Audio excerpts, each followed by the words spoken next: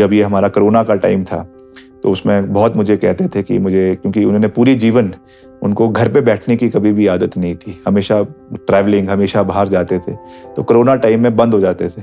तो मुझे अक्सर कह जाते थे कि मुझे आप ड्राइव पे ले जाया करो। तो हम कोरोना के टाइम में मैं ही और वो केवल फादर और सन हम ड्राइव पे चले जाते थे। The Himachali Podcast. What is your best memory with him? नहीं, मेमोरीज तो बहुत होंगी। उनके साथ बहुत है, मगर उनके आखिरी दिनों में उन्होंने हमेशा, क्योंकि आखिरी दिनों में ऐसा अक्सर ऐसा देखा जाता है कि जो सर्कल ऑफ लाइफ है उसमें वापस जो बुजुर्ग होते हैं वो बच्चों की तरह जो है वो वापस तब्दील हो जाते हैं।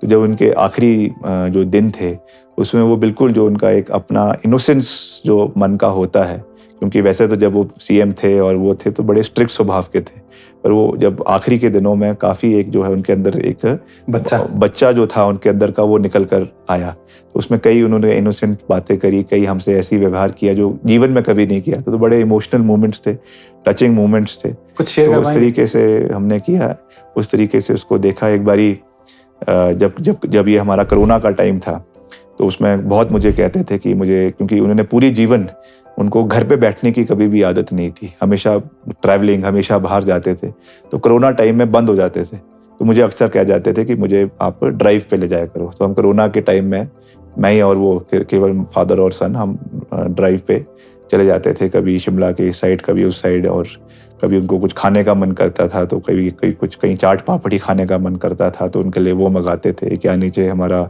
टका बेंच पर बड़े पुराने चाट पापड़ी बनाने वाले हैं, तो वहाँ से उनको चाट पापड़ी बुलाकर को खिलाते थे। तो इस तरीके से अपनी बातें करते थे। तो अच्छा लगता था कि ऐसी चीज़ें जो हमने कभी पूरी ज़िंदगी नहीं देखी, क्योंकि उनकी व्यवस्था के कारण ये चीज़ें नहीं देखने को मिली, तो उनके अंतिम जीवन में ये सब चीज़ें हमने जी। तो ये मेरे लिए एक, मैं समझता हूँ कि ट्रेजर्ड मेमोरीज़ है जिसको मैं पूरी ज़िंदगी अपने साथ जो है वो सजो के रखूँगा। The Himachali Podcast.